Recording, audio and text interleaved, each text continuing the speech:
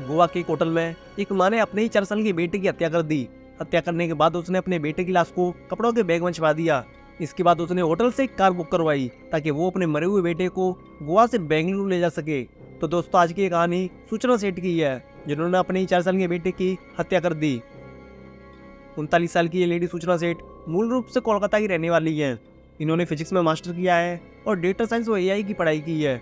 और LinkedIn profile के अनुसार सूचना आर्टिफिशियल इंटेलिजेंस, एथिक्स एक्सपर्ट और डेटा साइंटिस्ट है। वही इनके पास डेटा साइंस व एआई में काम करने का 12 साल का अनुभव है। सूचना बचपन से ही पढ़ाई में बेहद होशियार थी और इसी वजह से आज इनकी माइंडफुल एआई नाम की कंपनी है और ये उस कंपनी की सीईओ थी। लेकिन अब सवाल ये है कि इतनी पढ़ी लिखी लेडी ने अपने ही बेटे की हत्या क्यों की? तो चलिए जानते हैं इस पूरे मामले को। दरअसल 6 जनवरी 2024 को सूचना अपने बेटे के साथ गोवा आती है और गोवा के सोल बनायान ग्रैंड होटल में 10 जनवरी तक रहने के लिए रूम बुक करती है। लेकिन 8 जनवरी को रात के समय उन्होंने होटल के रिसेप्शन से एक कार बुक करवाई और होटल के मैनेजर से कहा कि मुझे अर्जेंट बेंगलुरु जाना है, मेरे लिए एक कार बुक कर दो। तब होटल के मैनेजर ने रिप्लाई दिया कि मैम, अगर आपको जल्दी जाना है तो हम आपके लिए फ्लाइट टिकट बुक कर देते हैं। लेकिन सूचना ने कहा कि मुझे फ्लाइट से नहीं बल्कि टैक्सी से जाना है। और सूचना ने यह भी कहा कि पैसों की चिंता मत करो, जितना भी किराया होगा मैं दे दूंगी। इसके थोड़ी देर बाद सूचना को लेने के लिए एक टैक्सी आती है और जब सूचना होटल से चेकआउट कर रही थी तब उसके साथ 2 बैग थे, लेकिन उसका बेटा नहीं था। तब होटल के मैनेजर ने पूछा कि मैम, आपका बेटा कहाँ है? जिस पर सूचना ने रिप्लाई दिया कि मैंने उसे अपने एक रिलेटिव के यहाँ छोड़ दिया है। सूचना की ये बात सुनकर होटल के मैनेजर ने इस बात पर ज्यादा ध्यान नहीं दिया। इसके बाद सूचना टैक्सी में बैठकर बेंगलुरु जाने के लिए निकल जाती है। और इसके अगले दिन जब होटल का स्टाफ सूचना के रूम की सफाई करने गया तो वहां का नजारा देखकर दंग रह गया। इसके बाद होटल के मैनेजर ने तुरंत पुलिस को बुला लिया। दरअसल पुलिस को सूचना के रूम से खून से सनी हुई तौलिया, 2 कप सिरप की खाली बोतल और कुछ खून के धब्बे मिले। इसके बाद होटल के मैनेजर ने पुलिस को सारी बात बताई और जब पुलिस ने होटल का सीसीटीवी चेक किया तो पता चला कि सूचना अपने बेटे के साथ होटल आई थी, लेकिन जाते समय वो अकेली थी। अब पुलिस को सूचना पर शक हो रहा था कि कहीं उसने अपने बेटे की हत्या तो नहीं कर दी। फिर इसके बाद गोवा पुलिस ने उस टैक्सी ड्राइवर को कॉल किया और पूछा कि तुम्हारे साथ जो लेडी बैठी हुई है वो अकेली है, उसके साथ कोई बच्चा भी है?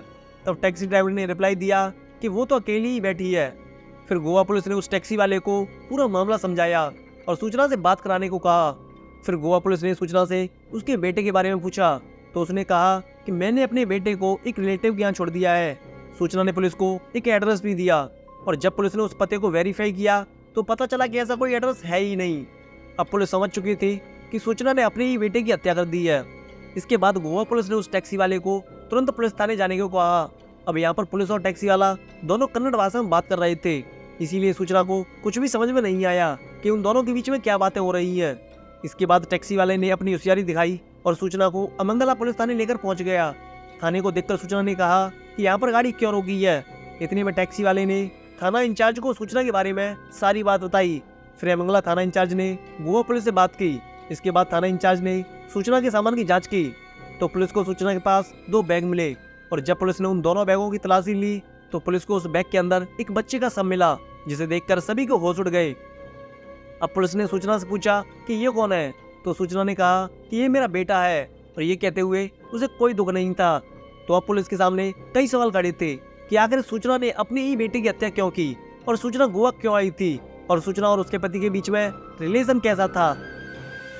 तो ये बातें उन दिनों की जब सूचना बेंगलुरु में रहती थी और एक कंपनी में डेटा साइंस की जॉब किया करती थी। और इसी दौरान सूचना की मुलाकात वेंकट रमन से हुई, जो कि केरला का रहने वाला था।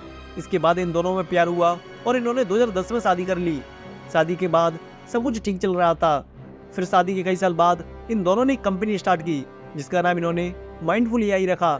लेकिन थोड़े समय बाद ही वेंकट ने अचानक से कंपनी छोड़ दी और एक दूसरी कंपनी ज्वाइन कर ली, जिसके बाद कंपनी का सारा लोड सूचना के ऊपर आ गया। और शादी के 9 साल बाद इनको एक बेटा हुआ और वेंकट की कंपनी छोड़ने के बाद अक्सर इनके बीच झगड़े होने लगे और 2021 में इन दोनों ने अलग रहने का डिसाइड कर लिया।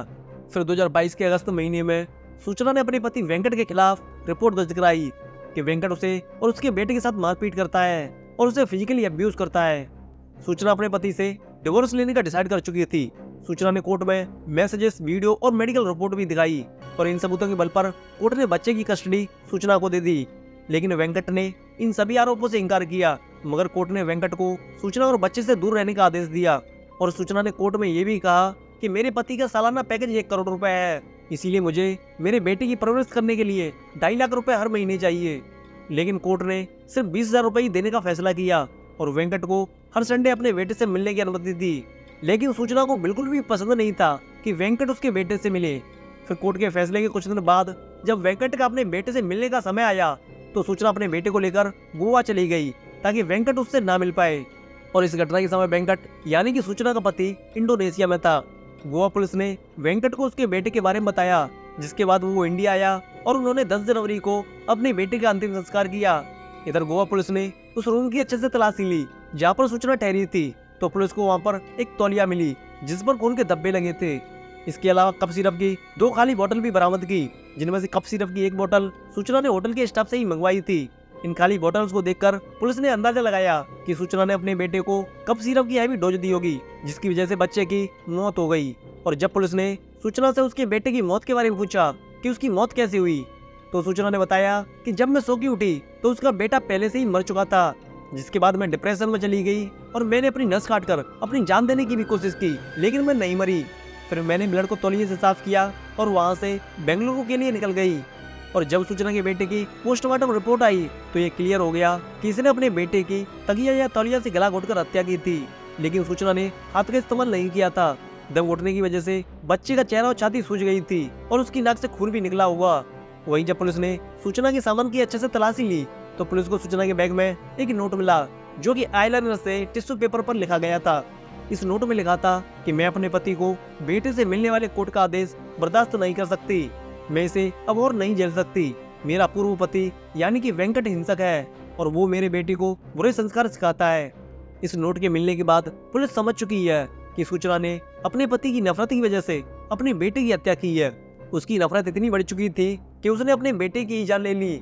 पुलिस सूचना से पूछताछ कर रही है, लेकिन सूचना ने अभी तक कोई बयान नहीं दिया है कि उसने अपने बेटे की हत्या क्यों की। और मैं तो ये सोचकर हैरान हूँ कि कोई भी अपने बेटे की हत्या कैसे कर सकती है। हो सकता है सूचना को कड़ी से कड़ी सजा मिले। और दोस्तों, आपकी क्या राय है सूचना के बारे में? कमेंट बॉक्स में जरूर बताएं। और ऐसी क्राइम वीडियोस के लिए इस चैनल को आप भी सब्सक्राइब करें।